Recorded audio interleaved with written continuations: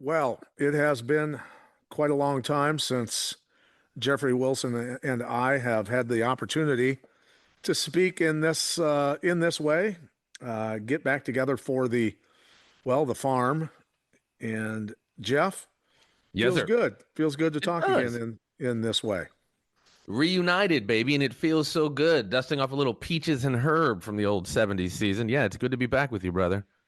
You're dating us. You're dating us with that That's all one right. That's all a right. little bit. So, but that being said, in terms of history, Plenty what going year? on, man. Plenty going on. Plenty to talk about. Yeah, and what was the date? Do you remember the date of our first episode that we did? The Conspiracy Farm one?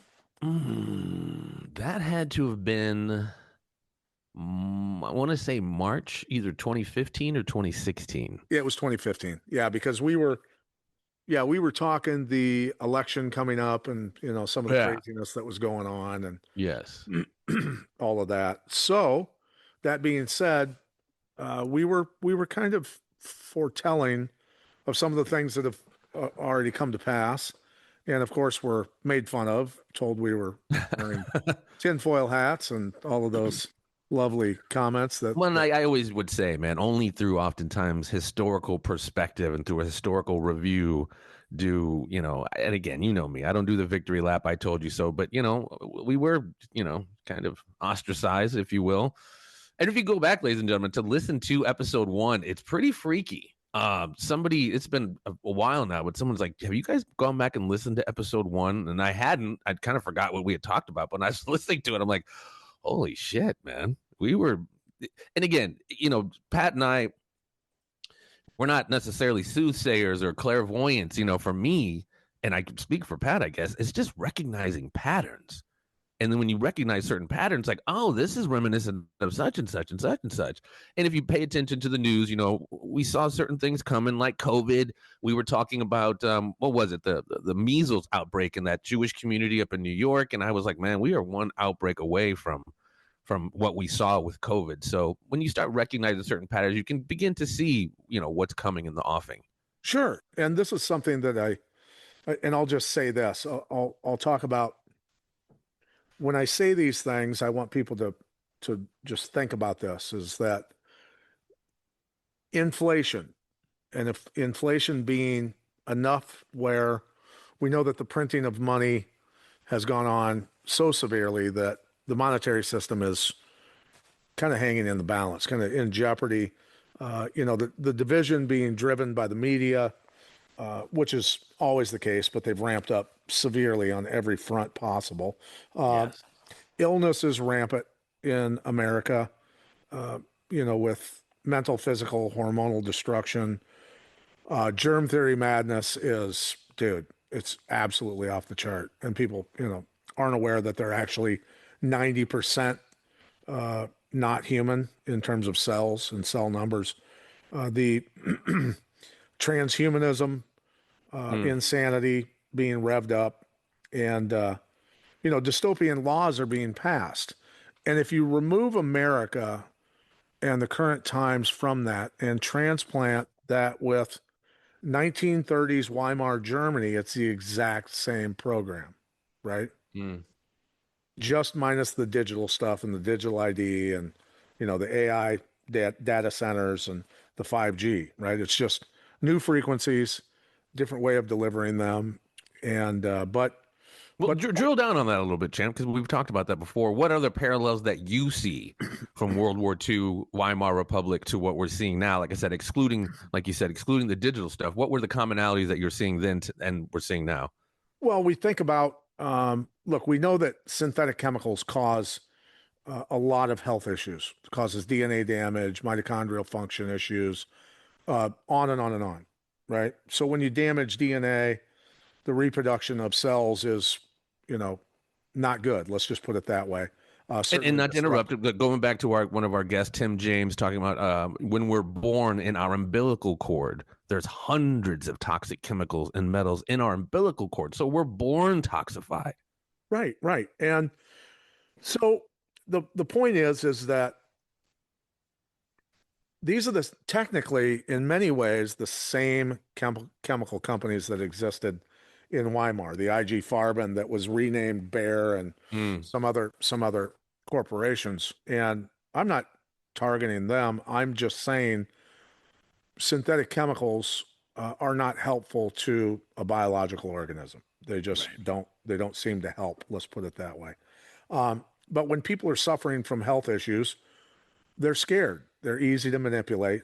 The mental, physical, hormonal, playing off of that with the media, which anybody can go and Google search the newspapers in Weimar Germany and what they were saying about some of the citizens and what they were portrayed as to drive that division, that hatred, that fear, and that Germans, their transgenderism was certainly off the charts.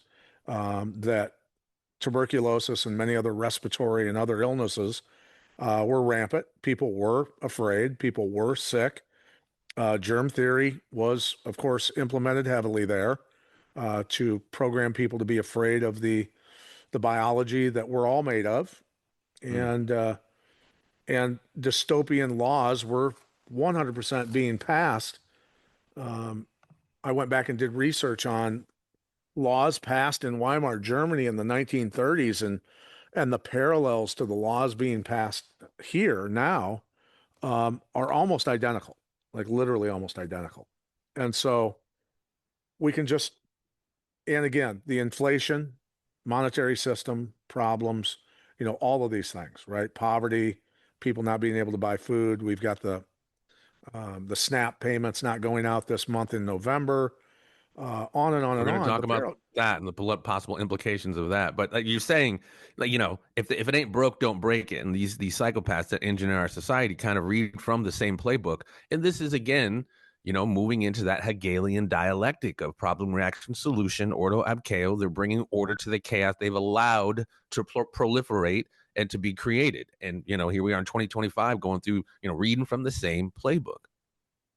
yeah. And here's the problem: is that when you have a massive number of the population who are, look, they're on medications. These are synthetic drugs. Um, how has that impacted people more so um, mentally, hormonally, and physically to cause? We know that there's side effects attached to all of these and numerous Right. for each one. What type of severity are we dealing with in terms of kind of almost the icing on the cake for a huge amount of the population that um, people that just don't, their frequency isn't tuned into seeing or acknowledging or having the, I don't know, what's left of their, what would be considered, I guess, courage to even speak out, right? So that's something that's, I'm not condemning anyone. I'm just saying that if the population, if we went back to the 1970s when very few people, a minute section of the population was on any type of medications at all. Everybody had a six pack for the most part, everybody was in Mhm. shape, all these things, that none of these things would fly. I mean, No. they would be laughed out of the room for even suggesting that people close their businesses and wear a mask. People would be like, yeah, whatever, kiss my ass. So none of that. So they had to get the population to a point of illness and fear and financial worry and all these other things on all these front, excuse me, all these different fronts to even get to even get people to comply, right? You know, Right. I'd love your input on that. Well, kind of that trauma based conditioning. And, I got to stop saying this, but I say it all the time. We used to say on the show, and I say, often, you know, the commercial food industry is killing us and getting us sick, feeding us, this stuff they're calling food with grown with synthetic chemicals. And then the pharmaceutical industry then keeps us sick with similar, if not the same, synthetic just bad chemicals, and the overlap of some of these companies that own the commercial food industry overlapping with the pharmaceutical industry. They're almost kind of relationship between a lot of these companies. So, we've been victims of chemical and biological warfare from our own freaking government, multinational corporations for years now. And, you can't change a problem unless you recognize there is one. And so hopefully these kind of conversations, Pat and I over the years have talked about a myriad of problems that we face, and we will continue to do so. But I think it's counterintuitive to talk about these problems without presenting some kind of solution. So as we bring awareness to these things, it's kind of incumbent on everybody else to get up to speed on these problems so we can then start providing the solutions. And, it starts with the food and the soil and Yeah. everything that kind of stems from that. And you've done a huge deep dive on this, and I think it's absolutely amazing. And kind of drill out into that, man, how, we are the soil. We are the plants. We are no different. Like you said, Earth is one huge organism, and we're kind of a microorganism on this large organism. And talk to us a little bit about how these chemicals and what they're doing to us and the solutions that we can provide. Yeah. So when I talk about the soil and humans basically being the same thing, we are, you hear it at every funeral, from the dust you came, back to the dust you will Yes. go, right? I mean, that's, it couldn't be more true, because when the mineral deficiencies happen in the soil, and then through toxicity, of course, when the Green Revolution started, now you've compounded the mineral deficiency situation with toxicity. So when you grow food with synthetics, the nitrogen, phosphorus, potassium, NPK fertilizers, they'll grow. You'll get apples. You'll get corn. You'll get. But those plants, because they don't have real minerals, and don't have real biology, the microorganisms that are supposed to be in the soil, the diversity of those microorganisms, the plants have no immune system, or very little, of course. So how do I, as a farmer, then an agronomist, protect my crop from nature? Because nature does not support sick things. If you are defective and sick, mineral deficient, toxic, all these things, whether you're a plant, an animal, a human, doesn't matter what you are, you're going to be digested and put back in the ground. That's the nature of nature. So, so what does a farmer have to do? Well, the insects are going to be called in to digest the crop and to eat it and destroy it because it doesn't belong. And the plants don't have an immune function to fend them off. So a farmer sprays insecticides, poisons, humancides that were created for war. And then fungal and bacterial outbreaks, you use fungicides, which are an antibiotic, which kills life. Antibiotic means anti-life, as Will Spencer constantly tries to pound home to people.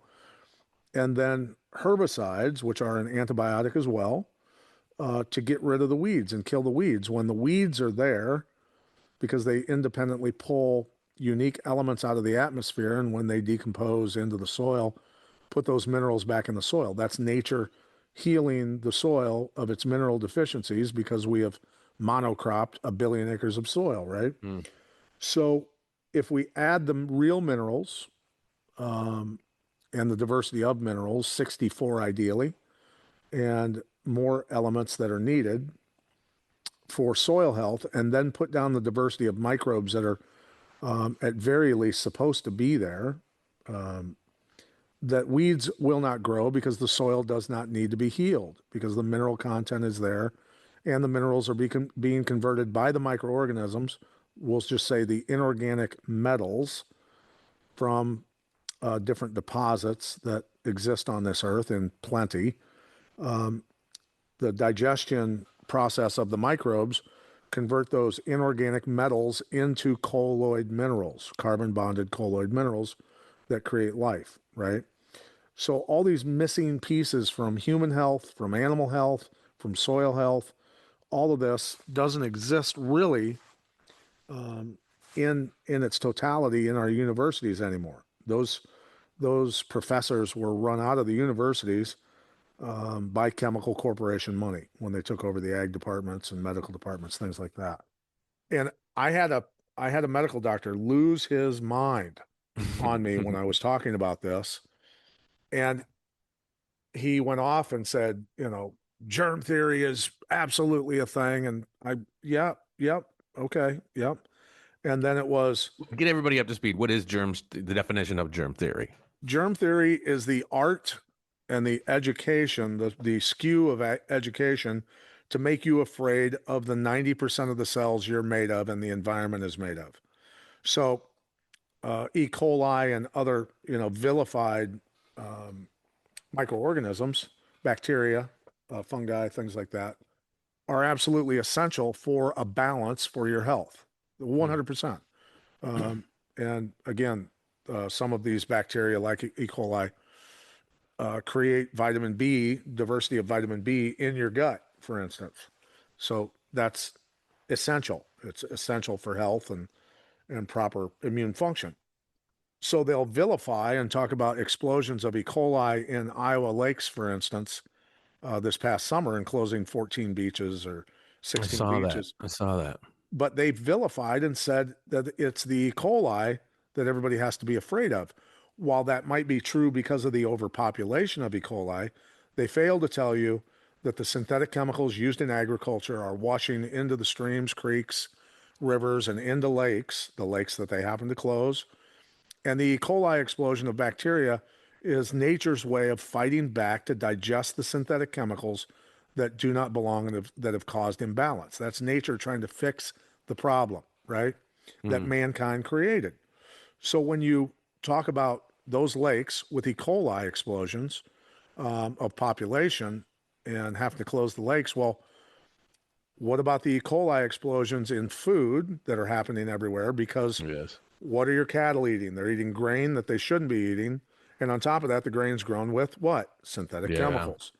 And the chickens and the pigs and eventually the humans, right? So when you get an infection, an explosion of bacteria or fungi or any of these types of things that can happen due to mineral deficiencies and toxicities, you go to, your physician and he writes you a prescription for an antibiotic to kill microbial life. And when you do that, you're you're obviously saving someone's life potentially, but more than anything, you're killing the messenger that's telling you that this person is nutrient deficient and toxic and that we need to go to the cause of the problem to Right. fix it with real mineralization, real vitamins, and real diversity of microbes, right? So, I mean, basically, it's an inextricable link. The same thing that's happening with the plant, with its nutrient deficiency, and how, like you say, it just disallows the plant from expressing its DNA properly. It's the same thing is happening to us when we are nutrient deficient, and it manifests in our bodies as inflammation, which then creates our dis-ease, if you will. It's the very, very same thing. The root of it is nutrient deficiency. Yeah, I mean, a bacterial or fungal overpopulation in the soil is technically really the same thing that's going on in the human body. We are Right. a reflection of the soil. So the allopathic treatment of the symptoms in the soil are the mirror image of the allopathic treatments of the symptoms in the human or animal husbandry, et cetera, where our where they divide things up into agencies, compartmentalization, where there's soil health people, there's crop, there's agronomists, there's the farmer, there's animal husbandry or veterinarians, then there's MDs for humans, all these different things. In reality, they're treating all of it the same with allopathic treatments in many Right. ways, right? With antibiotics and things like that across the board. And all we're saying is use common sense and understand that the remineralization of the soil or the animal or the human, along with the diversity of biology that's supposed to be there, that we've wiped out basically with chemicals, will correct, the problem at its core, and then the symptoms would disappear. So technically, when you look at it that way and you understand it and see it and solve it that way for many years, you understand that there is no such thing as disease. It is always caused by the environment. Mm. 100% environmental issues. Well, That's whether it's plant life or human life, going back to my man Hippocrates, let food be thy medicine and medicine be thy food. right. And how are you And it's supposed to have food that is medicinal when it's right. grown with synthetic chemicals that alter everything when it comes to immune function?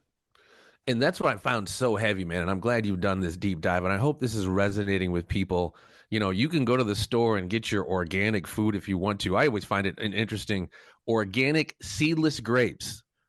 Organic seedless grapes. You got to go in and genetically modify it to make it seedless, but yet it's somehow organic. So even these bullshit labels they put on it, it's still fucking poison.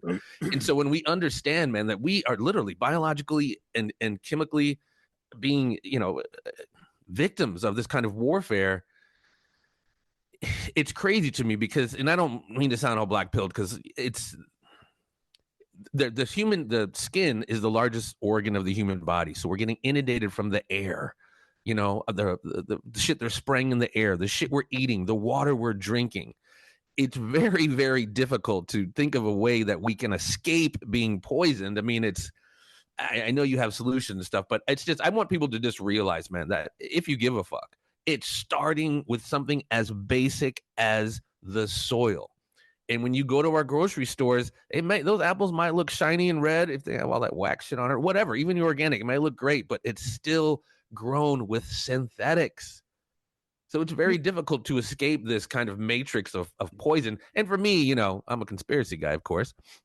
This is all part of like an eugenics operation. It's a way of depopulating the planet while these hustlers, these pimps, these pharmaceutical, drug overlords keep us hooked on this shit. The food keeps getting us sick. So it's this revolving door of these companies that benefit from our demise, basically. So it's Yeah, really and up to us to get it up to speed on, really how to reverse this, not just in our bodies, but in, I know big ag's a big monster and we're a mouse fighting a gorilla, but the only way this stuff is allowed is if we participate in it, if we buy the shit. So well, got to and get here we our are. own. Yeah, and fast forward now, think about this. Um, that while the food quality has diminished down to you know I don't know what there is left to buy in the grocery stores. I mean, people have to go there because they don't grow their own food. Right. I've got, I deliberately brought out to my studio today to do a video of canned carrots that we grew in our own garden, right? So we grew massive amounts of food. We canned it all, and we could, if food ran out today in the world, we've got plenty of food to get us through winter. We know how to can meat. We know how to cook and can meat, which we do. Um, so we're set. Like when food runs out for everybody else, I'm good. And this is something that I'll say is, when I was 17 or so, I've always been interested in history, just as you have been, right? We paid Right. attention. And I asked my grandma, um, God rest her soul, great woman. I said, what was it like for you and grandpa on the farm during the Great Depression when food was, gone? Literally, people were in lines getting soup and, government cheese stuff and all of that going on. People were starving. Um, she goes, we didn't even feel it. We didn't feel it a bit. Like it never happened to us because we had, her garden was, God, acre and a half. They had hogs, they had chickens, they had cattle. They had everything they needed, and the farm was paid off. They were very fiscally sound people, Hmm. and the farm was paid off. So they're like, well, yeah, we didn't even feel it. It wasn't even like we rolled right through that shit like it was nothing. And and that rings home still to me, and Yeah. even more so today, that if people were, instead of ornamental lawns in America where they're using chemicals, having, I'm not going to say the company names or anything like that, coming by in their trucks to walk around and spray the chemicals all over their lawn to make it look like a golf course and have their ornamental bushes and their ornamental trees, zero food. Imagine if just like 1/5 of the yards were growing food, Right. that none of this would be happening. None of it would be happening. And it's I granted, not everybody necessarily has the time. We all live busy lives, and we all can't necessarily get up to speed on how deep this kind of agenda goes. but it just is, it freaks me out. And I talked to you about it. It's like, we know that McDonald's is poison. Let's just use that as an example. But how is it that the fucking drive through is still like 20, 30 deep, knowing, you see videos, hey, I bought this Whopper in 2016 and here it is on my fucking shelf still, looking like it just came out of off the grill. You know what I mean? It's just like, we know it's garbage. And it's, again, granted, Well, not they'll everybody's still going eat to, it. But here's the they'll thing, still, Jeff. Go ahead. Sorry. no, I was just going to say, we're not going to save everybody. And that's not the intent necessarily. But just, again, you can't change a problem unless you recognize there is one. And for me, man, it seems to me that a lot of people don't want solutions. They want a quick fucking meal of garbage so they can go home and sit and binge Netflix or whatever it is. It's like we've gotten so comfortable. It seems like we just don't understand or get or give a fuck about this legacy. We're not only inheriting ourselves or leaving for ourselves, but our fucking kids and our grandkids. This is an unsustainable situation. And you get into that allopathic, that's the third leading cause of death in the United States is treatment from allopathic or, of doctors.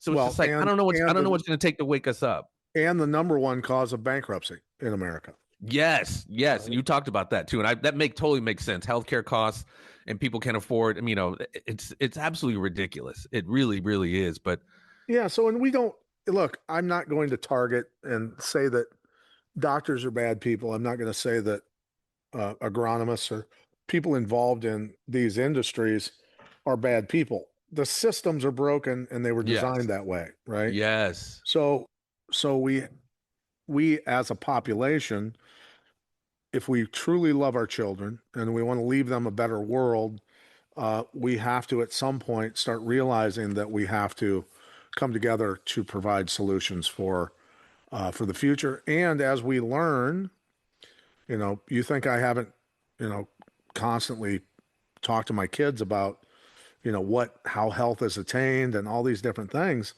I have, and they're probably sick of listening to me. They won't say it to me, but I'm sure they're sick of listening to me because I want them to carry that knowledge forward on what they need to do to find the real nutrients that don't exist generally in the grocery store, right? So right. again, they'll put uh, rock dust and synthetic vitamins potentially in many products, right? Fortified. You hear that word, fortified with 14 essential minerals and vitamins. Well, did anybody think to actually wonder how a real mineral, you can call it magnesium, but is it an organic or inorganic source? And is it even Right. beneficial? And is it potentially harmful if it's inorganic and you're putting it in your body because it's technically a metal, right? Well, and that's another thing that you pointed out to me, and I kind of drilled down on. The supplement industry is absolutely fucking huge. And so people who attempt to get themselves up to speed, like, oh man, I'm deficient in selenium or magnesium. I don't get it in my food. Let me go get it in these supplements. But some of these supplements have just as much synthetic shit in them than normal pharmaceuticals. Well, in accordance with the statistics, 95% of all food is grown with synthetics in America. Right. Therefore, because supplements are supposed to be derived from food, concentrated elements of micronized berries, for instance, and grapes and fruit and vegetables and all these things. Well, what do you think? What do you think you're putting in your body supplement wise when it's not even that anymore? 95% of it, it's now substances that have been created to mimic the molecules or the beneficial elements that actually came from, the real substances. So the real plants, the real berries, their ability to reduce oxidative stress and chelate toxins out of the cells and all these different things that they're supposed to be able to do. You just you can hardly find it anymore, and that's why Americans feel and look the way they do.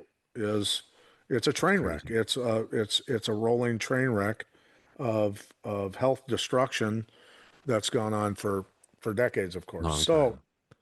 now, uh, so fast forward to the SNAP payments not going out.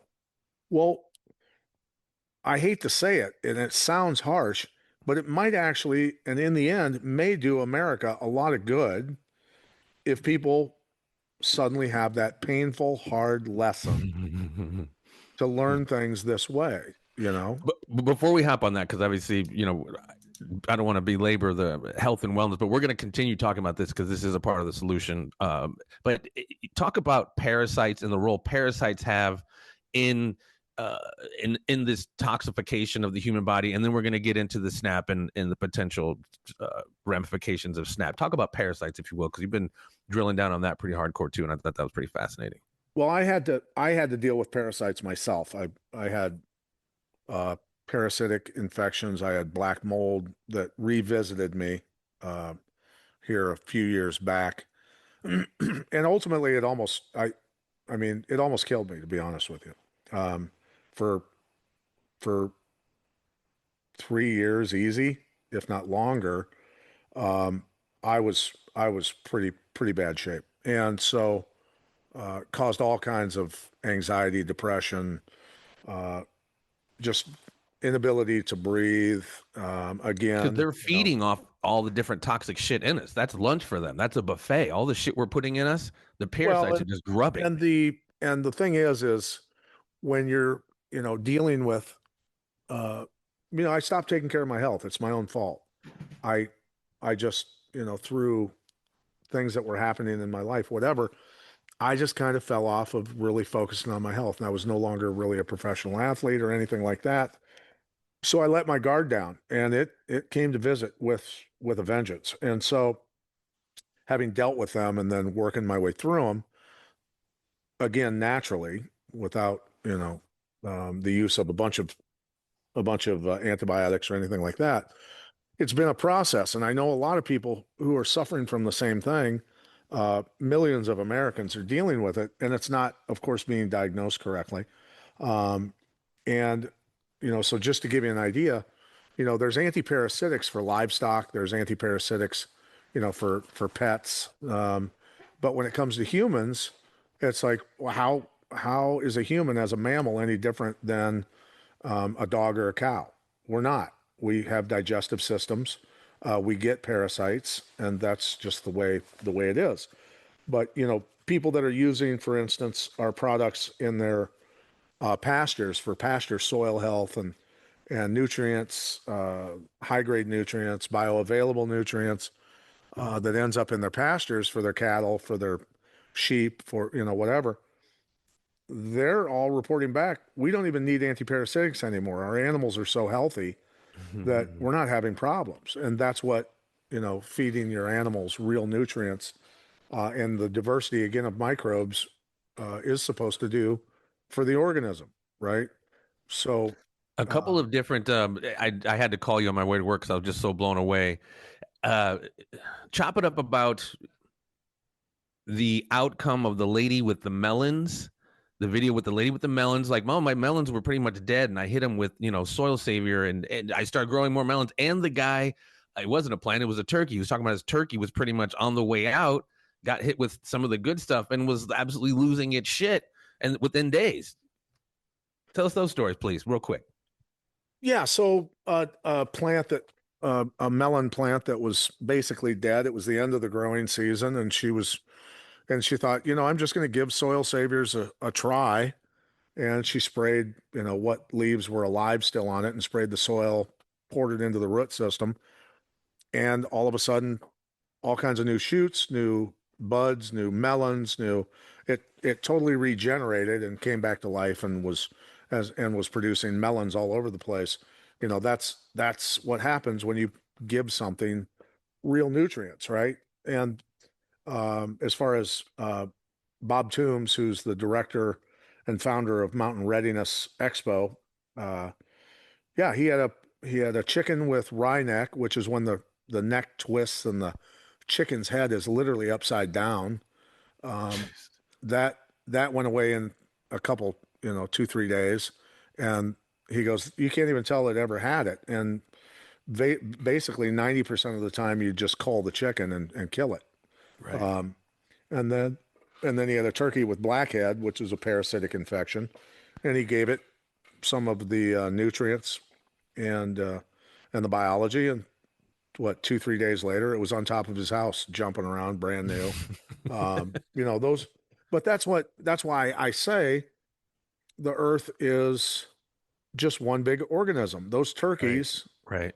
Those turkeys, cows, the plants, the humans, the fish, the birds, we are all just organisms on Mother Earth, the host organism, right? Right.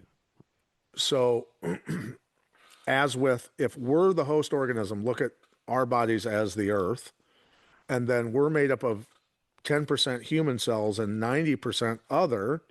If we have diversity and we have full mineralization, vitamins, all these things that we need in the right form, well, that biology is going to stay in balance. We're not going to have the huge explosions of staphylococcus. We're covered in staph.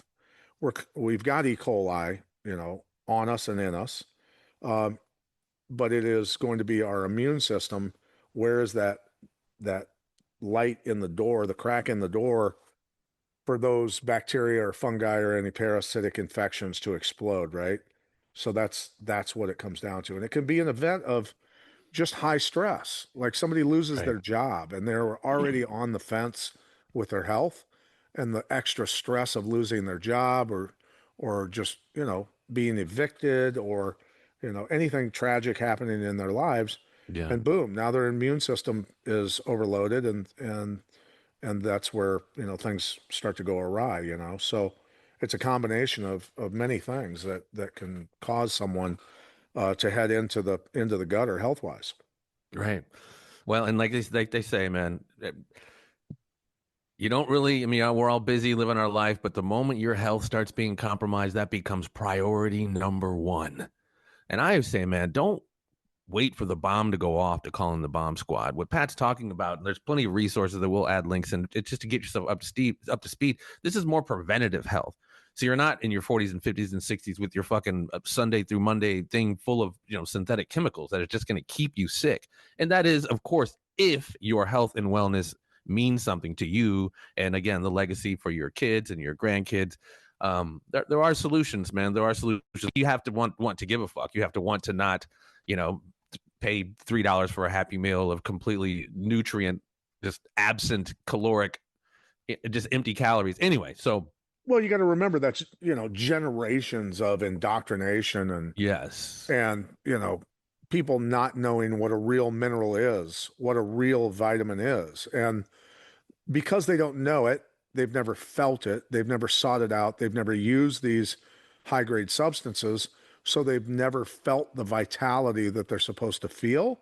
right, So it's totally foreign to them that someone can go from the worst case of, we'll just say, joint inflammation that a joint inflammation expert has ever seen, to running marathons and playing in the church basketball league, after having 30 years of absolute misery and on the verge of committing suicide because they could not find an answer until they found real substances and were directed where to find them to turn things around in a very short amount of time.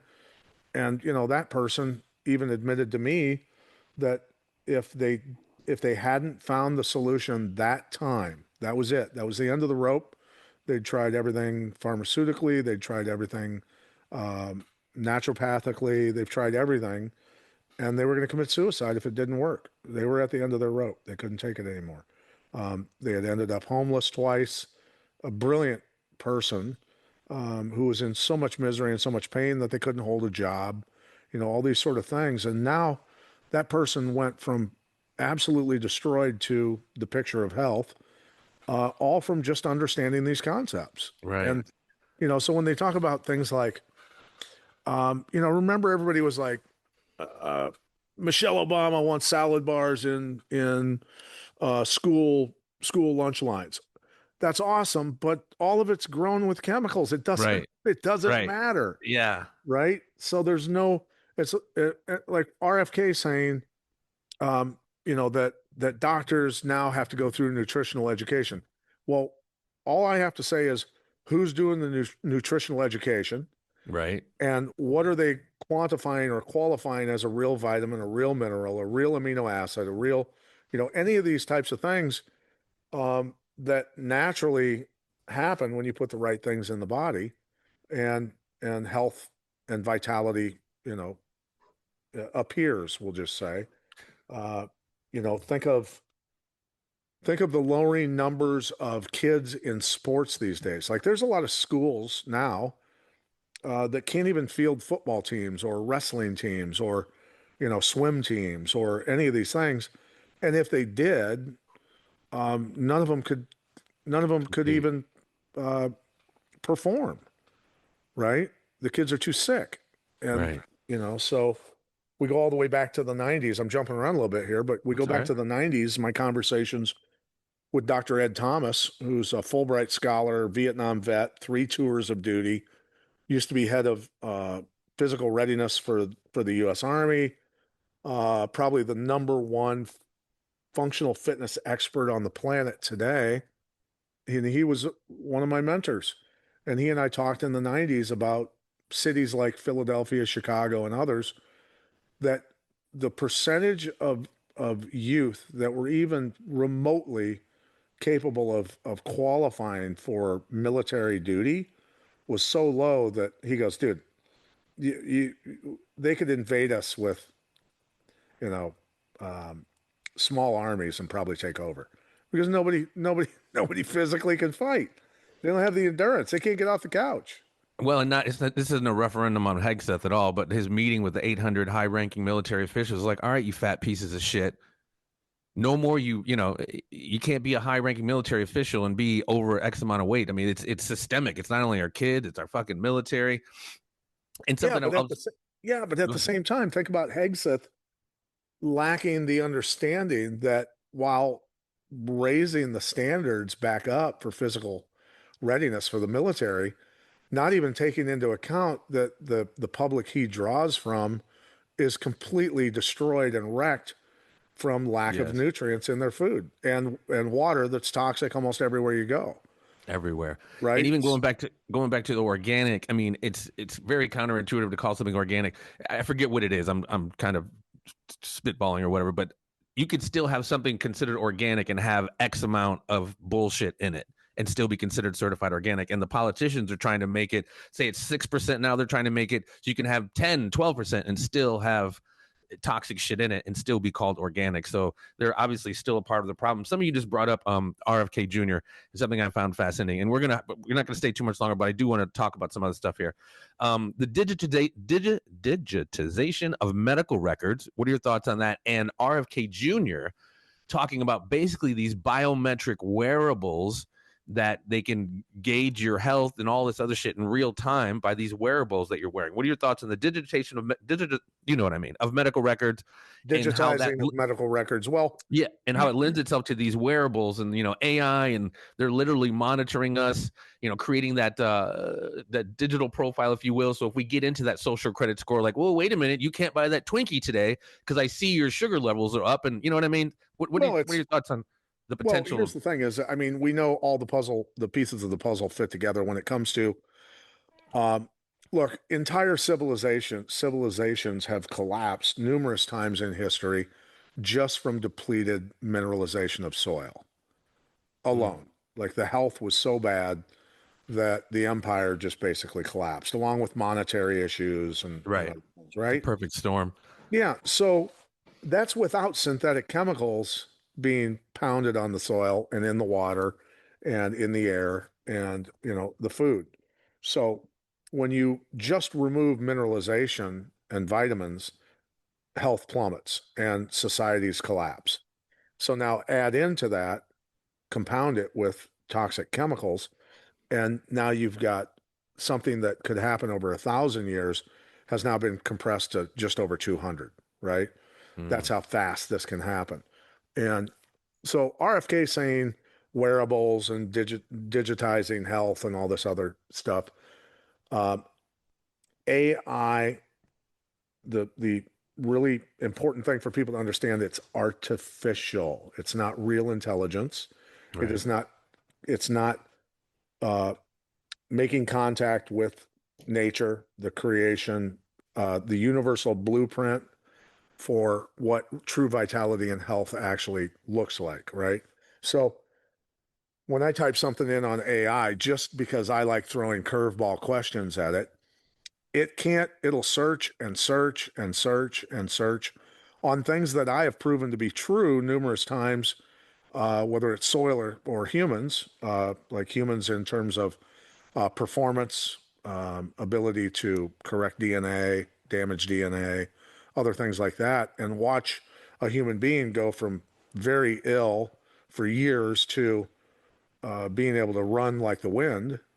You know, all of these things that we know to be true and why they're happening.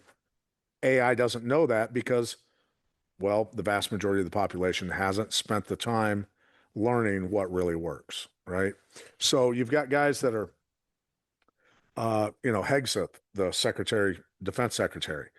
Well, the real War national, secretary, brother. War oh yeah, secretary. yeah. So the real national security crisis is our environment and human health and everything in Yes. between. And That's the real. ultimately, we are the carbon they're ultimately trying to get rid of. That's the Well, and larger I don't necessarily think, and when I talked to Catherine Austin Fitz about it, about RFK, I go, listen, I'm trying to give RFK the benefit of the doubt. And she goes, well, don't, because Bobby knows exactly what he's doing. Yes, Bobby yes, knows exactly what he's doing. So the human beings out there that are still even remotely aware, uh, you need to do more research, make sure that you're getting the highest grade substances that you can possibly find on the planet to put into you and your children, and make sure that you are protecting the integrity of your genetics because they are altering it yes. or attempting to. They are attempting to do things that they've done to seeds, trees, honeybees, mosquitoes, animals. And when they can create a patent to alter something from nature, the genetics of something from nature, and they're successful, then they own that patent and they own the organisms that were altered, right? So, And I want you, yeah, I was going to have you explain that before I talked to you talk about your concerns about AI and data centers. When they start doing these mRNA applications and start and altering CRISPR, human yeah, CRISPR. CRISPR technology, all of that, you had mentioned something about that could potentially affect, like you kind of just alluded to it. Well, these laws don't apply to you as a human being because you're no longer human. You're one of our kind of little bootleg humans because you have this particular technology in you that we have patents for. So you no longer are afforded these certain laws, if you will. I don't know if I'm explaining that right, but talk to me about that because you just kind of alluded to it.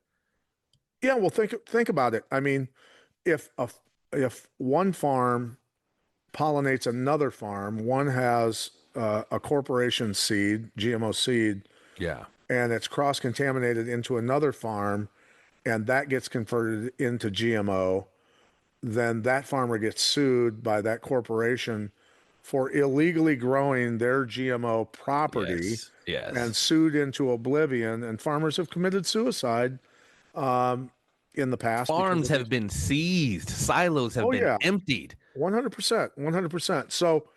So based on Supreme Court precedents that's already been set on genetic modification and genetically modified organisms, because Supreme Court precedents has been set on every other organism, do you think that excludes human beings being genetically modified and then becoming property of Mm, corporations? damn. No, I'm not the one saying this. This is Right. Supreme Court precedents. So the level of um, high tech warfare tools being used on human beings, especially in America and now, generally across the world. Yes. Um, Listen, when we know that the corporation has been created in Washington, D.C., we know that corporations were created out of states and counties and municipalities. We know that human beings technically are fictitious corporations. That's just fact. And so if you're already owned on a corporate scale in the financial world or the corporate court of law established in America, well, how much worse is it compounded when you as an organism, a living being, has been genetically modified and you're the patent property of a corporation. That's so So you fucking understand spooky. the angles that I'm talking about and Yes. the complexities that I'm talking about and the importance of repairing your DNA, creating proper genetic expression Mm, through the substances that you put in your body to deliberately and precisely repair the damage that's been done by synthetic chemicals and other toxins that have been deliberately put into water, food, ag, and other everywhere. applications. So the softening of the target, right? Softening of the target. I mean, there's a reason that battleships would sit out in the ocean with their massive guns and pound a shoreline for a land invasion, right? Right. It's called softening the battlefield, softening the target. Mm, Bombing campaigns in the Middle East or bombing campaigns, to soften German forces in World War II before the landing forces came in ashore. That's that's what's being done, but it's being done with non-kinetic weapons, right? what I was just gonna say, man, it's one. I think it's soft weapons for quiet wars, and that's like when I say we're victims of chemical and biological warfare. You're absolutely right. It's not kinetic. It's not bullets in the head anymore. This is asymmetric. Something we've talked about, a very long time, and you could still be in a war without being fired upon with kinetic weapons. And I guess these kind of conversations I hope gets everybody up to speed in the fact that like warfare is being waged on you and your family. You just don't necessarily see it or feel it because you're looking for bombs when in fact, we're being inundated with fucking poisons on a daily basis. It's really spooky, man. Yeah, and here, look, here's the thing is, when the Green Revolution started in the 70s, um, farmers looked at the data, they looked at the yields, they looked at the money, they looked at the farm being paid off and going from 300 acres to 3,000 acres. They looked at, brand new combines, a truck every 3 years. Humans are susceptible to these things. That's just the way it is. And so the unintended consequences, um, on the other side, 50, 60 years down the road are apparent. And again, we can't blame farmers. We can't blame doctors. We can't blame. They're just in systems that have Right. been constructed the way that they are to deal with symptoms. That's all. And so, And not to evoke or lament Alex Jones, but everyone clowned him back in the day, like they're turning the frogs gay, and like what? But it is through this chemical warfare, going back to kind of the Weimar Republic stuff, because we're getting hit and inundated with so much of this atrazine and all this other chemical stuff, which is fucking with our DNA. We're seeing this proliferation of I think I'm a fucking cat. I think I'm a caterpillar. Between trans and then furries and all this stuff. Like, what the fuck is going on? Back in the day, we had maybe a couple gay guys or whatever or trans, but now it's like it seemed like it's a partially. I think it's kind of a thing. Like you're lame unless you're trans, but we're seeing more legitimately people identifying as XYZ, and I think it's a certain level of this chemical, like a chemical interference in the human body and the way DNA is expressed, etc.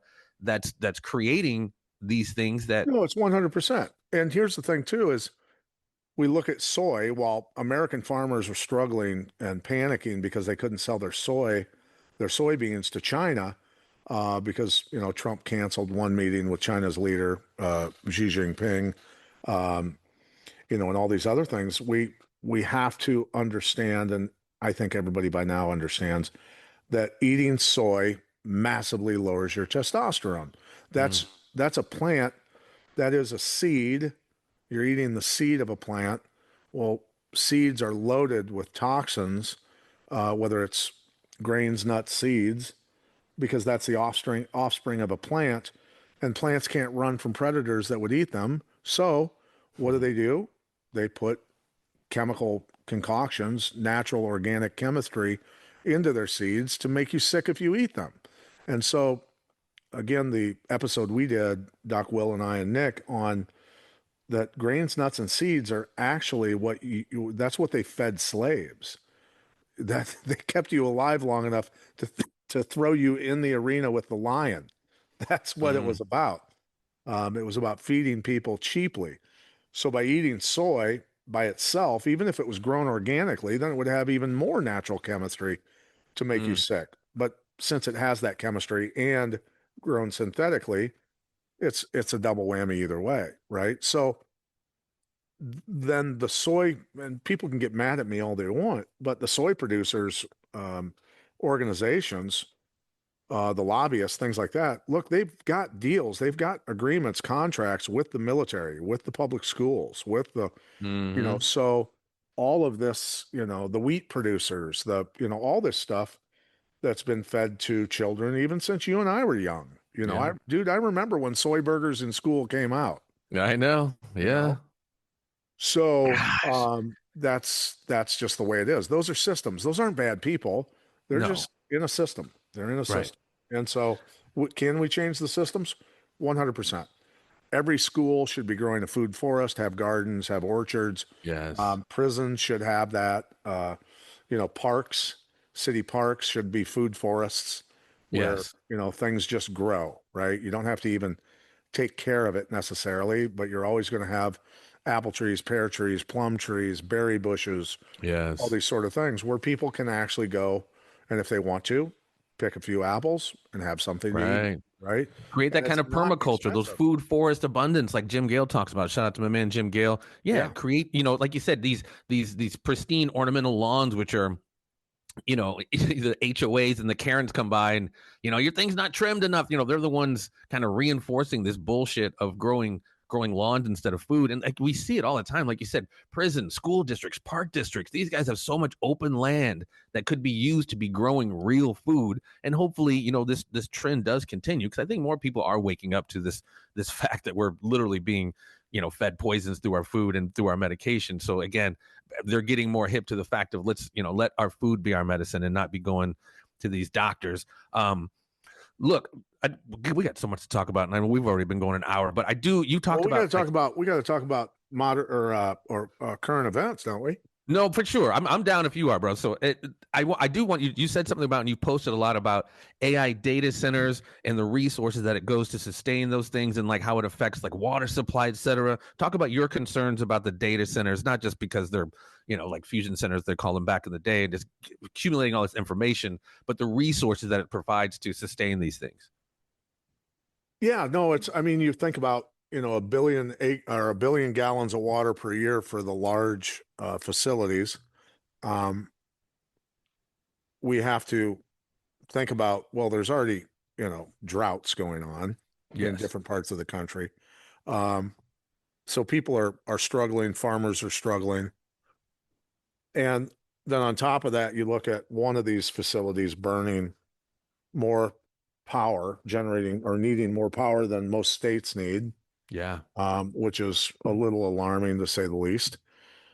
And just doing the math, I mean, 14,000 people were just let go from Amazon and replaced with AI. 14,000 human beings in one fell swoop, gone, right? So the math, when you do the math on it replacing you, the amount of water each facility is going to use, and the amount of power each one is going to use, that when people make comments like, "Well, I invested in it so I can make money off of it, real quick while it's happening." That's awesome. Now look at your kids and understand that they're never going to have a job because AI is going to replace them. It's already replaced them in many At ways. 40 and UPS cut what did it say 48,000 jobs in the year to date. Yeah, so literally human beings are willingly going along with, they've funded the shovel, the gun that's at their head, and doing the labor of digging the grave for themselves Mm, with all of this, right? So just on the math alone on electric vehicles, there's like, I don't know, 400 million diesels and gas powered vehicles in this country and 1 million electric vehicles. And they want to switch us over to electric by, 2030, 20, whatever. Well, if you do the math on the charging stations that exist, the projections of charging stations, the projections of power needed to do that, and the math on humanity and how many people will be left based on the math, those numbers they don't add up.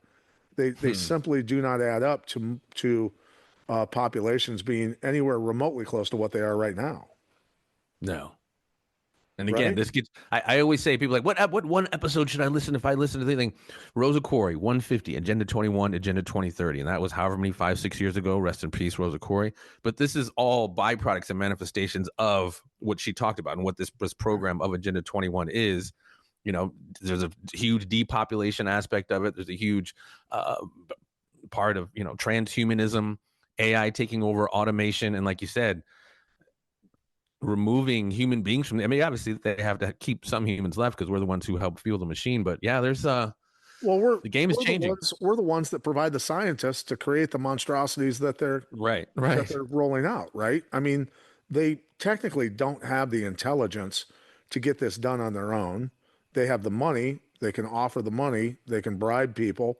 People have that physical, material world feeling of security while they're, supplying their intelligence and their labor to these programs. But ultimately, it all comes down to this: is and you and I in 2018 were saying spring of 2020 is when things are going to get squirrely. And we were talking about that. I can tell you this, and with 100% conviction, that it all hinges on digital ID. Mm. And if people do not accept digital ID, the whole thing falls apart. They will not be able to implement what they want if you simply do not comply with digital ID. And Well, now, and to that, going back to our conversations on COVID, and we were somewhat right, but they wound up pumping the brakes on it. Unless you get the vaccine and have this vaccine card, you cannot participate in society. They reeled that back in, but the potential for digital ID, you can't. Again, the same ramifications are in place. You cannot participate in society. You can't fly. You can't whatever, unless you have this. I wouldn't say mark of the beast, but you have this digital ID. right. Yeah, that's it. And so for those who resist, look, you've got to be able to walk into a now, who knows what supermarkets are going to look like November, right? Right. After SNAP payments don't go out and they get raided by starving, people. But going to a store to buy food and them saying, "No, sorry, you don't have digital ID." I don't know how well that's going to go for the stores, right? I don't know Right. how that's going to work out. I don't know if the supply chain at that point, if this is the real black swan event that causes, that domino effect of civilization kind of really, really being tested, Well, that's and that's something you my said concern. during COVID, when COVID kicked off, and it just hit me so hard, I wound up repeating it over and over, and I'm going to say it again right now. Look at what the fuck people were doing during COVID as COVID kicked off in grocery stores for toilet paper or whatever it was when their phone was still on and their belly was full. I forget what it is, the 3 or 4 or 5 day missing a meal. There's some equation or some formula. You miss 3 or 4 or 5 days or whatever the day, how many days it is, things go south really fucking quickly. Yeah, 3 days And as a rule, 3 days of no food, there and you go. and everything unravels. And granted, people are like, oh, it's Thanksgiving. That's the least fucking thing you're gonna have to worry about. The fact that you might be missing a holiday. The If people that were giving out free turkeys are going to be eating them. right.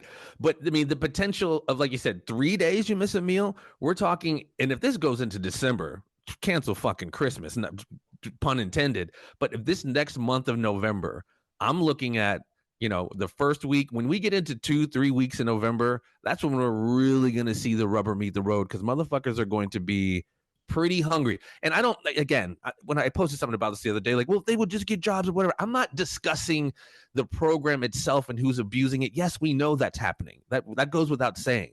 But you cut off 40 plus million people from shit that they rely on to survive for 30 days. Come on now. Buckle Yeah, up, baby. no, Buckle up. that's And again, that I was saying, whatever. Again, I look at the trends of things, if you will. The National Guard under the guise of fighting crime and immigration. Yeah, that's cool. It sounds hot, but now they're on the ground. Was this the reason why they were placed there in the first place? Because they knew the potential for this kind of unrest here in the next month, whether it was planned or not, the National Guard's on the ground as these people are going to start tricking off. And is this going to be a slippery slope and a cascading effect leading into, weeks, if not months? And I just, Trump, this article right here, CBS News, Trump says he could send military to U.S. cities if it was necessary, outside of the National Guard, actual military. So this is, these SNAP benefits being cut off has got a lot of potential downsides to it, to say the least. No, and again, food has been used numerous times in history in Russia to kill 60 million Christians, in Germany to starve a lot of millions of people, Poland, Asia, China. And so this is something that's been done numerous times. It's a blueprint for, how to bring populations down, but also the population that remains to bear, to heal, whatever you want to call it. That's just one of the tools that they use, and food is a big one. And that's why I said food has always been a national security crisis since really since the Green Revolution and before. I mean, we talked about Senate Document 264 years ago, where it was read onto in the Senate annals and on the floor of the Senate, and it was, that experts knew that in 1936 that the nutrients in the soil were already gone. They were gone 100 years ago, and that it was going to cause national security issues. And so here we are almost 100 years later, and think of the severity of the compounding of the problem. They knew 100 years ago.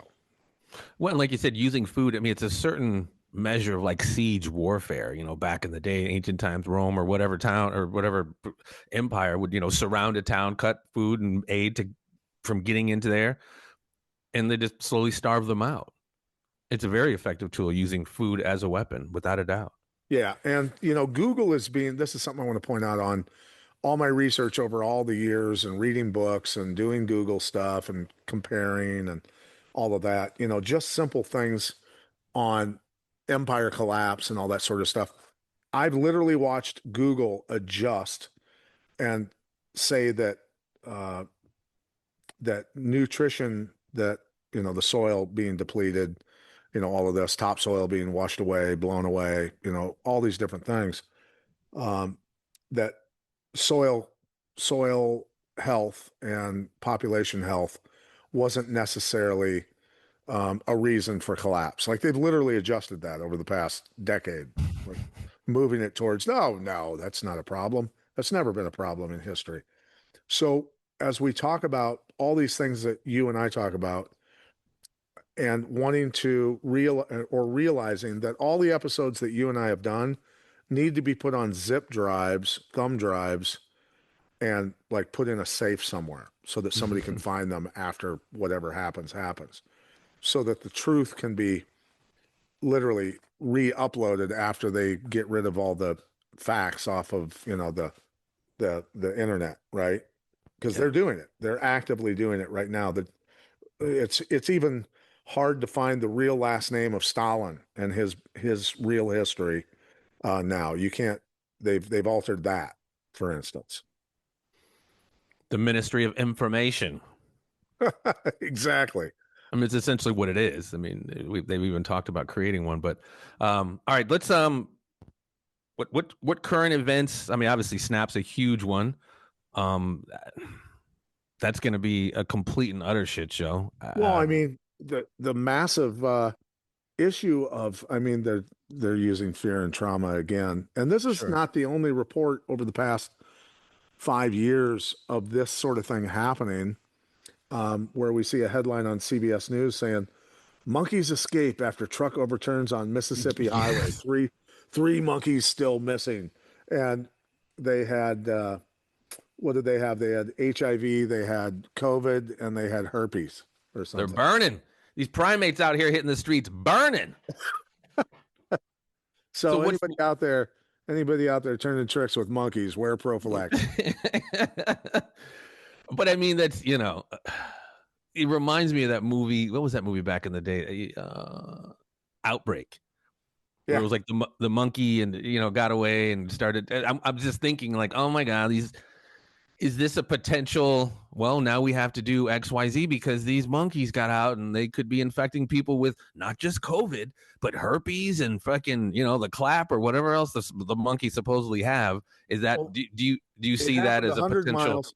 This Huh? crash happened 100 miles from the state capital of Jackson, Mississippi.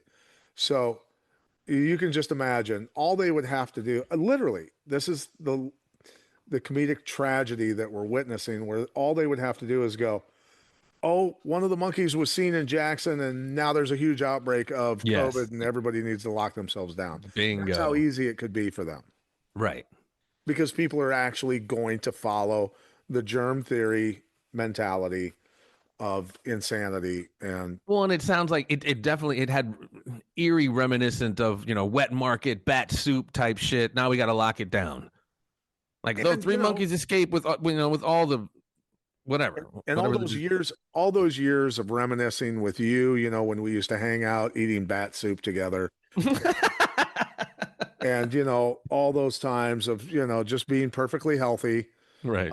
with the bat soup, and I just, when I saw the picture of the giant bat in the bowl of soup before COVID hit, I laughed. I laughed because I said, "There's no way people are falling for this. There's just no way." And turns out, obviously, here we are 5 years later, and Well, and we used to talk about it all the time, and we still to this day. When you utilize that kind of trauma-based, fear-based conditioning, like I used to say when COVID popped off, I'm like, I know smart people who have somehow just gotten this like lobotomy today where they've just abdicated any measure of critical thinking and they're down to just do this stupid shit off something that's like almost whatever, almost 100% survivable. It was crazy with the shit that people were, God, Walmart, this aisle is one way. You know what I mean? It was just like, what the fuck is happening right now? But we fell for it. A lot of us did. And well, they're still pumping the whole like, make sure you get your booster. Like, are you fucking high on all the bad shit, dude? I'm not taking no fucking booster. We well, know this shit's bad. but the thing is, there's a huge chunk of the population that would listen to this show. They wouldn't listen to it, but if they did, if they were forced to listen to it, would just not, none of this would resonate with them as the truth at all, Right. right? Right.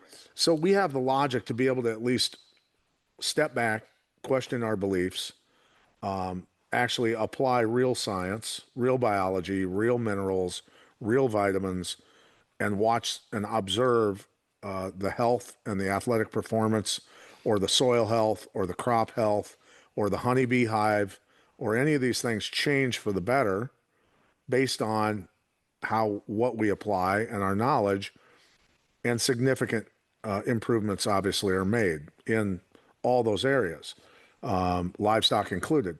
So it's Yeah. through these observations and years of experiments that we're able to legitimately say, no, it's not the germs, it's the synthetics and the other toxins, the heavy metals and other things in the environment in Yes. large quantity that are causing nature to fight back. And that's why these things are happening, right? Yes. So if it doesn't resonate with someone like the doctor that went off on me on that TikTok live broadcast and literally said in a absolute panic mode voice that synthetics are natural substances. He adamantly said synthetics are natural substances. And I said, well, they started out as natural substances, but through synthesizing them, they are no longer natural substances, and therefore that's why they cause problems. And he could not accept it. Um, and he was, boy, I tell you what, you talk about somebody losing their mind. And he's feeling that the entire education that he's received, Right. and that prestigious title of doctor Yes. collapse under his feet, right? What do you say to you? How many degrees do you have? Well, and that's the thing. And then, I just say, well, how many whatever you guys call them, whatever names you give these symptoms and call them diseases, how many of those have you cured?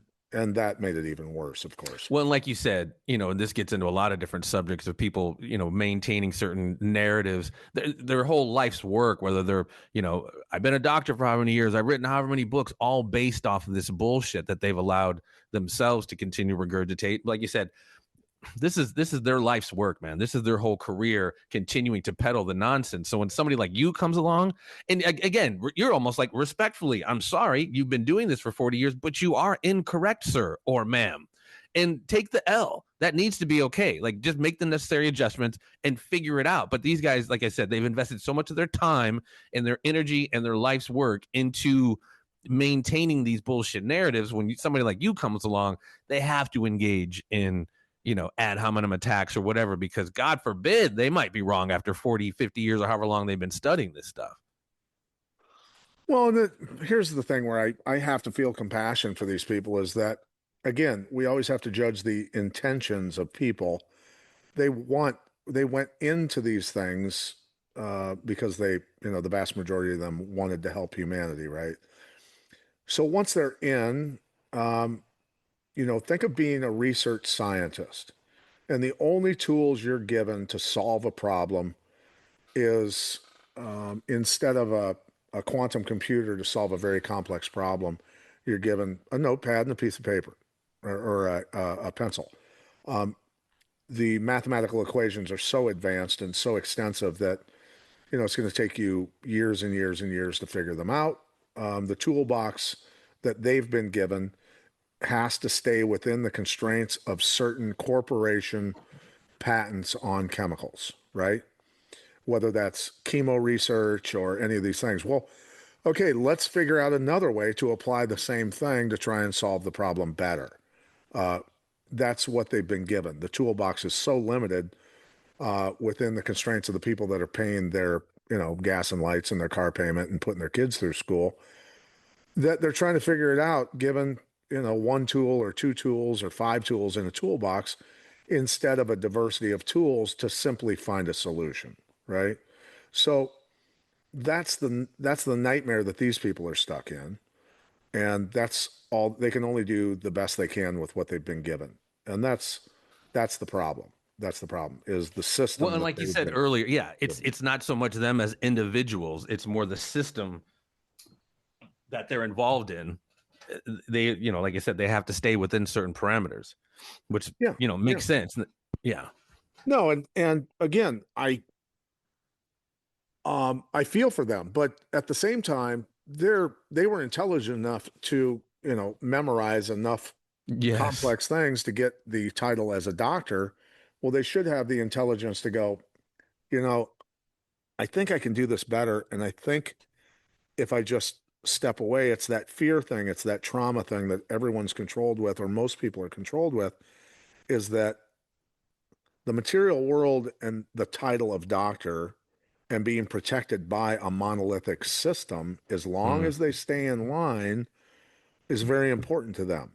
The right. ability to go out to the garage and get in their brand new Mercedes Benz or whatever, and have a really nice house and their beautiful ornamental lawn in their beautiful neighborhood, all those things.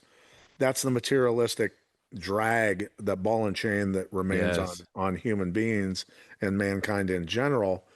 That you get used to levels of comfort that if all of a sudden all of that is removed and you Yeah. have to live in a really small house and you're driving a 15-year-old vehicle and trying to get by because of your morality, um, there's a price to pay no matter which way you go. Like if or do you just lose your sense of conscience and don't lament about the things you could be doing and just go along and We see that in politics too. You know what I mean? Going along to get along. God forbid you might say something about 9/11 being an inside job or COVID was bullshit or whatever the conventional narrative is. You have to stay within those parameters because, like you said, the system is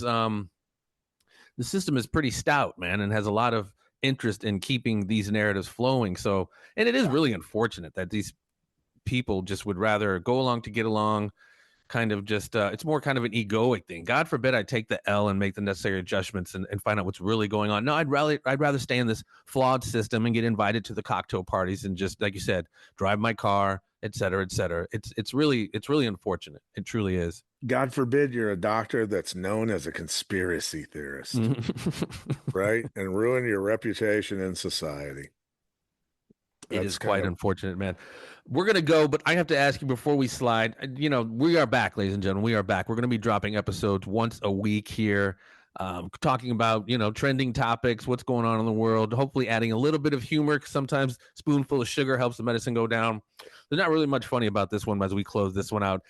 Talk as long as you want, but your thoughts on Charlie Kirk's public execution and the clear nonsense of the official story 30-6, which takes down moose and bears, hit this guy and didn't even come out the other side. Whatever. Just your thoughts on all of that.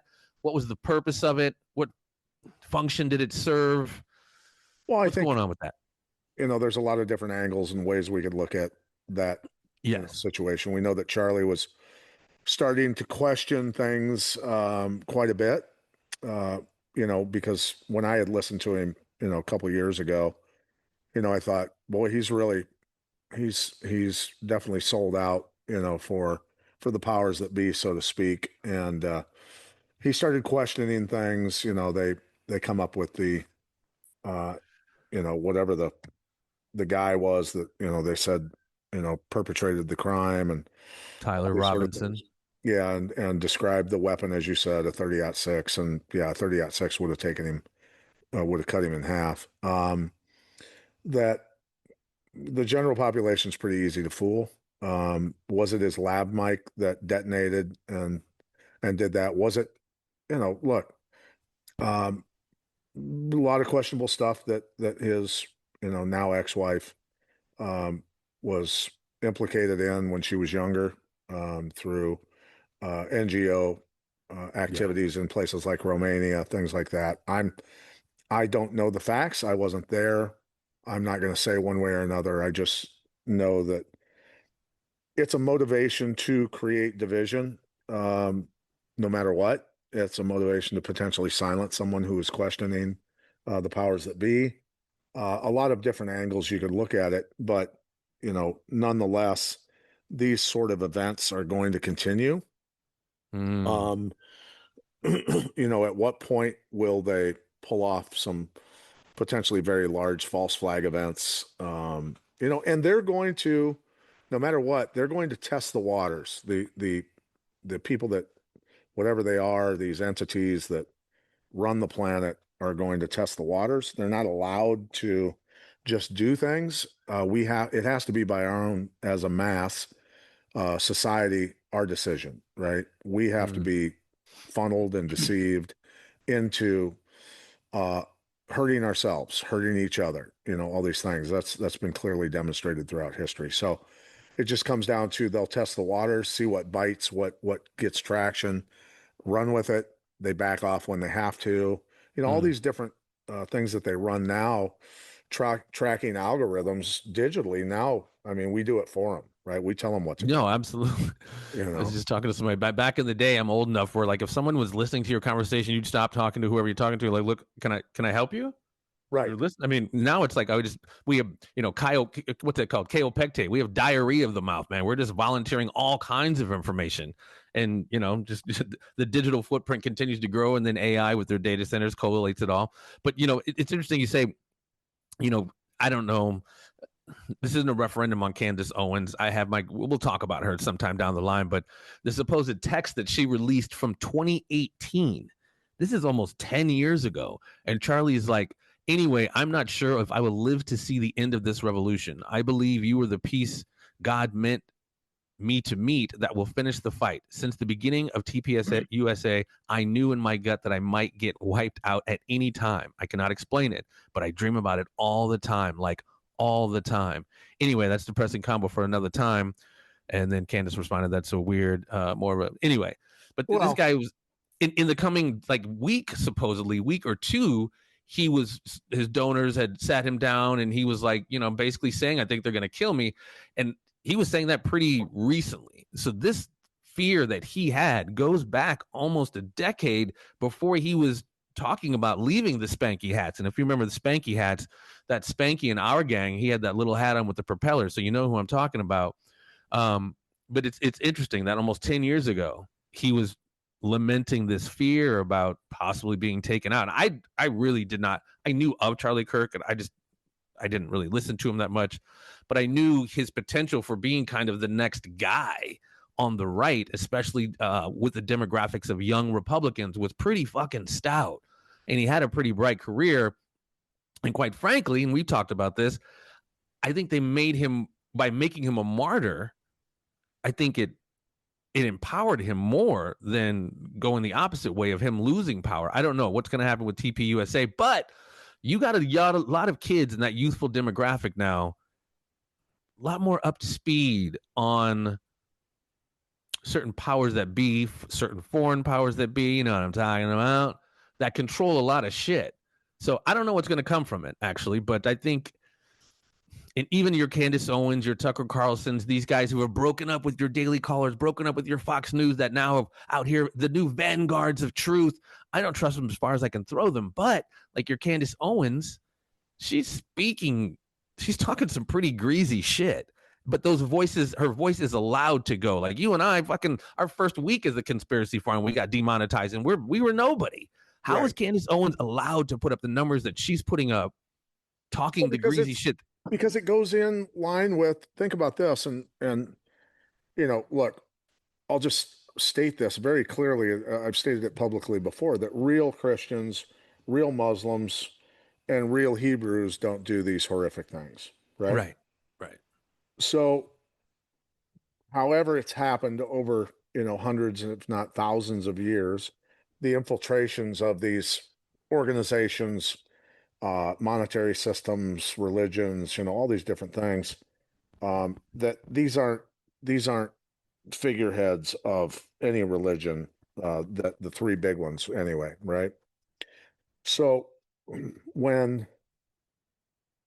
when these powers that be are in control clearly of monetary systems, of nations, of um, religions, of dictating, what happens and how information is fed and how they release and open the floodgates on certain information and at what time. Um, always think we always have to think the worst because, well, they are the worst, right? They are the worst humanity has to offer.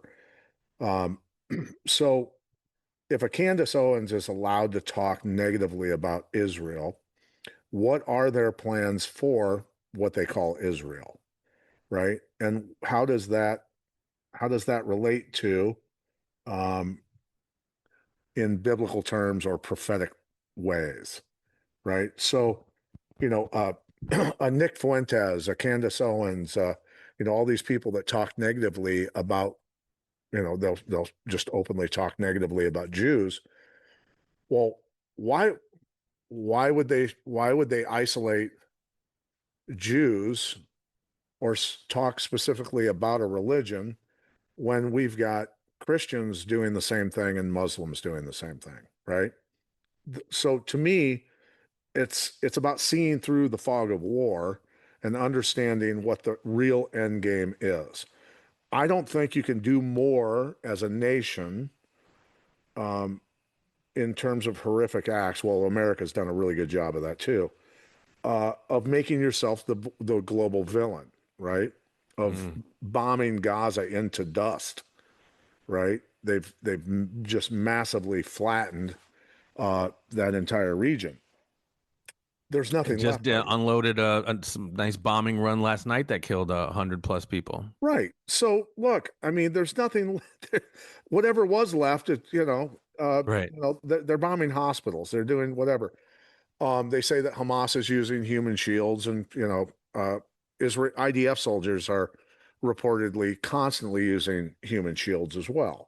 Um, And when we look at those drone images of Gaza, holy shit, Hamas was hiding fucking everywhere apparently yeah, because the and place is so gone. and when you look back through the history, and I don't have the documents, I don't think I have them anymore, but it was clear in the 1930s when the Muslim Brotherhood was created? Well, it was employees of the Suez Canal Corporation that started it. And who owned the Suez Canal Corporation in the 1930s? I don't know. The Rothschilds. Oh, sounds about right. So, so was it Rothschild money that created the Muslim Brotherhood for optics? And then who were the founders of Hamas? What organization did they come from? Right. From Which the was created as a buffer against the PLO and Yasser Arafat's joint. Another, just Well, proxy versus. sure, we could say that, but yeah, but here's the thing. What kind of optics has the existence of Hamas provided Israel? Of, an October 7th border incursion, hostage taking, they're flying kites over the most secure border in the world, Right, right, and there's nobody getting shot out of the sky. They're driving vehicles across the border. They're not being shot. They're not. Look, I'm just saying that things don't add up. That's all I'm right, saying. right. And, Well, and I'm sorry. Go ahead. no, just given the history of the creation of the Muslim Brotherhood that's in question, who funded them, and then the creation of Hamas, potentially for the optics. I mean, what terrorist group hasn't been created by, the United States and Israel, and certainly China and Russia have funded terrorist organizations as I mean, well. MI6, I would say, just a generalize. I mean, an global international intelligence agencies, and like you said, to your point, you have now what. I'm sorry, it's not funny. It's fucking really pisses me off. You have a cat, I forget his name, Shahara or something like that. He was a fucking capo in Al Qaeda for years, did like 5 or 6 years when Petraeus was head of the U.S. command in Iraq. And there's a recent video of this guy who is now the president of Syria, cut his fucking beard, cleaned him up, took him to Goodwill and got a nice little, sport jacket and a button up. And Right. now he's the head of Syria meeting with Petraeus. And Petraeus like, yeah, we weren't exactly on the same side back in the day. Like, what the fuck? Yeah. No. And that's Meeting with Trump, meeting with fucking the Saudi heads, meeting with Petraeus. Again, the guy was a fucking capo, a big dog in Al Qaeda, I mean, all the the Syrian liberation, all this shit, man. You look up the guy's name, Sahara or something like that. They changed his name, but he's everywhere now. But it's like he was a head of freaking a terrorist supposedly organization. Now he's the head of Syria, meeting with Western leaders and former, Petraeus, Trump. yeah. Make it It's the make same sense, as man. it's the same as at the beginning of the creation of the Free Syrian Army. You remember when that all was going down, and McCain was over there McCain, facilitating deals. yeah, And there's pictures of McCain that popped up on CNN with Al Baghdadi, who was in a New York, I believe, New York prison, federal prison at one time for terrorist activity, and now he's the leader of the Free Syrian Army that ends up, you know, of course, Syria's destroyed, Yemen's destroyed, Iraq's destroyed, on down the line of all the nations that Petraeus talked about that were going to be destroyed before the fact. Ahmed Al Shahra is the cat now. Yeah, Yeah, so it's how many Americans are privy to this stuff or ever going to be privy? All I see is, Muslims need to go. Muslims need. Well, I'm like, yeah, all the Muslims that I know and I'm friends with, like they don't do this shit. They're not going. they're not on that kind of time, and I can only imagine the family members who lost loved ones who served in this war on terror going back for however long, who now is watching Western leaders meet and greet and handshake and do deals with somebody who helped facilitate put their loved one in the ground. Right, It's right, insane. yeah. And So we were doing, like you said, we were doing this with the Taliban and al Baghdadi. I mean,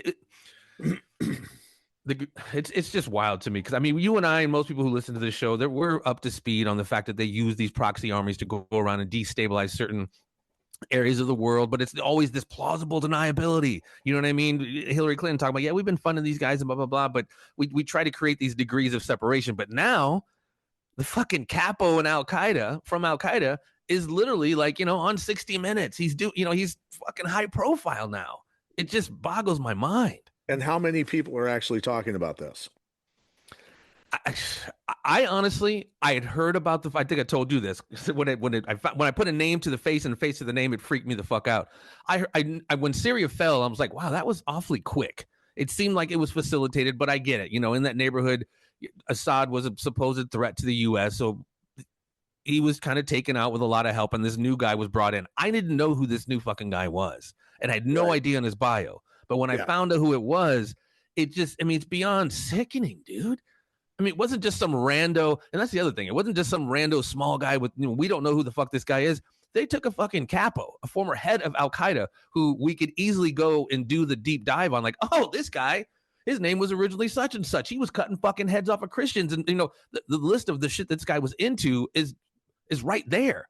And we all can Right. find it if we want to look for it. That's how much contempt it seems like the powers that be have for us. Like, yeah, we're taking this former terrorist leader and making him the head of Syria and going to meet with Trump and, you know, Western leaders, and you're not going to do dick about it. It is just, you know, like I said, it belies how much contempt they have for us to do something like this. But I don't know, man. So solutions are just simply Americans waking up and, Yes. whether they will or not, it's not necessarily likely, given, the hope we have held out over the years, over previous episodes of, man, they're just not going to fall for this, are they? Right. And they always do. And, so for you and I, the best thing we can do, and the Americans out there that are aware of these things and wanting to take precautions, is uh, simple acts like grow your own food with real nutrients. Yes. Yes. Simple things like find real supplements that are not created in laboratories and put them into yourself and your kids. Do your best to get yourself out of debt. Pay off your house if you can. I know that that's very hard to do for the vast Yeah. majority of Americans. Don't have outstanding debt as much as possible. Reduce it in any way possible so that you're ready for kind of what's planned in the future. And that's really, I mean, the core of the solutions is know how to feed yourself, um, get your debt under control, and keep yourself healthy, and deal with what comes as it comes, right? Well, and again, going back to Agenda 21, it is a global plan executed locally. So they've gone and attempted to compromise, most of the times through federal money, our sheriffs, our local leaders. So attempt the best way you can, ladies and gentlemen, to organize locally. Community gardens, get to know your sheriff, go to your school board meetings, go to your city, your city council meetings. I mean, this is a way for us to attempt to be the change. We can't fix what's going on in DC or internationally necessarily, but our one of our hopes is being able to organize locally. And like you said, like Pat just said, it starts with kind of, food. Yeah, yeah. And I mean, I'm now at 60 years old, coming up on 60 years old here, in not too long. Um, and I don't take pharmaceutical products, right? Right. I mean, for you, you're, 50 now, Jeff? 52, baby. What it 50, do? 50, 52. 52. Do you take pharmaceutical products? I don't. I don't. Okay. Knock on wood, man. So that tells you that there are solutions out there where you don't need these things. And no, I'm not going to knock on wood and say that I was lucky. No, I was proactive. I did the best I could to solve my issues because I did the research early on in life. And the people out there that hear this can do the same research and get Yeah. to the same conclusions and get to the same substances, real Right. substances that they need for them and their family's health. And that's Well, and again, I'm not on any sub or any synthetics, if you will, but again, with the skin being the largest organ in the human body, we're all being inundated with this shit. So yep, what I do, I spend every day about 40 minutes in my infrared sauna.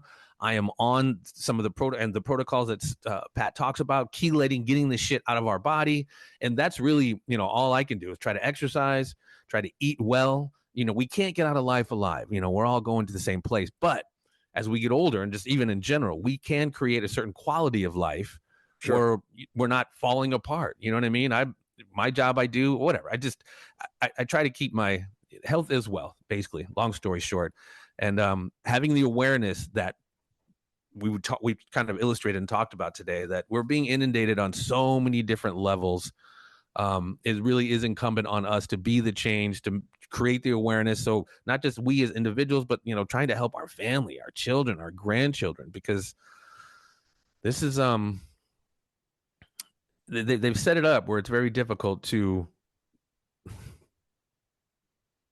get away from the poisons, if you will, all the bad shit, like a food, air, water, soil. I mean, we're being inundated by it. So it's Sure. on us to try to Yeah, and it's just mitigate the damage, if you will. if the best way to look at it is if there was a class of evil human beings, what tools could they use to manipulate me and my family and my life to make me heal and come along with the programs that they're saying I have to, right? So your health, your food supply, your financial stability, all these different all these different areas of keeping yourself sound in as many areas as you can allows you to go, no, I appreciate your offer, but no, thank you. And it's just Right.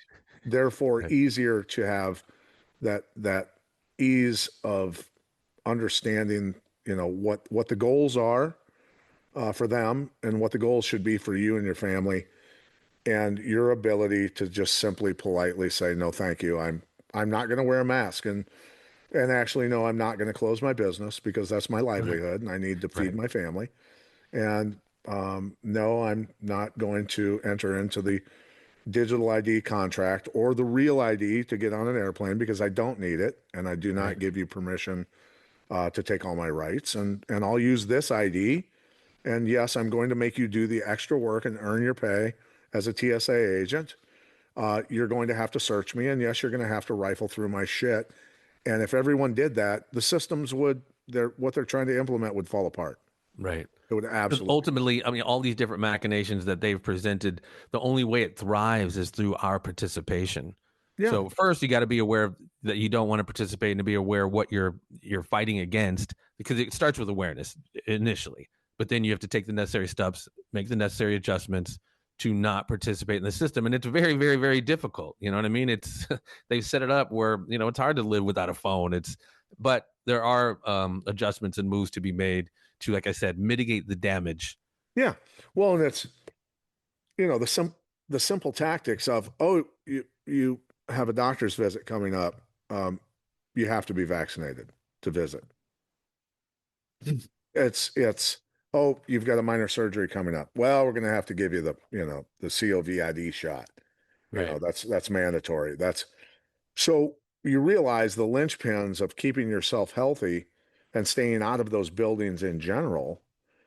Um, that's just one piece of the puzzle, right? Yes. And not to mention staying healthy.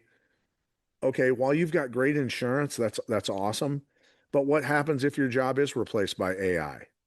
Now you no longer have insurance and you're sick and you need to go see a doctor, and well, you can't afford it and you're bankrupt, and now your Bingo. family's in jeopardy even more. Right. Yeah. So all these things fit together in a sensible way in defense as well as offense on their side, how to manipulate us and how we have to protect ourselves. And that's asymmetrical self defense, right? Knowing these Without things. a doubt. Yeah. Whole So, facts. Whole facts. yeah, buddy. Well, this has been good to be back, man. Good to be back with you. I guess we focused a lot on health because this is, I mean, again, I think a lot of this is basically eugenics 101. It manifests in a lot of different ways, but part of this is, keeping us sick, killing us off as a part of a depopulation program that gets deep into, like I said, listen to our episode with Rosa Corey, 150 on Agenda 21, Agenda 2030. But yeah, man, again, it's so good to team back up with you, brother. You and I talk frequently, even before we got back into doing this, but it's good to be back in the saddle with you, man. Yeah. So we'll cover the action and keep people up to date and our thoughts. And we appreciate people listening. And yeah, let's ramp this baby back up and let's have some fun, Jeff. Yeah, this time next week, we should be a week into the suspension of the SNAP benefit. So we'll be sitting by, anxiously anticipating the potential crash out, because I'm seeing these videos. I don't know if a lot of them are AI, some of them are legit, but some of these atom splitters are planning these flash mobs of hitting the Walmarts, the Targets, the grocery stores, etc. Of the 40 2 million, of course, not all of them are going to crash out, but we're going to see some crash out, at least some of that. We're going to Yeah. see some crash And out. how does that affect you and your family who actually used to go or are used to going grocery shopping and potentially might not be able to? Yeah. So Right. buckle up, man. All right, buddy. Coolio. All right. Thanks everybody for listening. And Jeff, love you, buddy. Love you too, brother. We will be back next week. Stay tuned. There will always be more.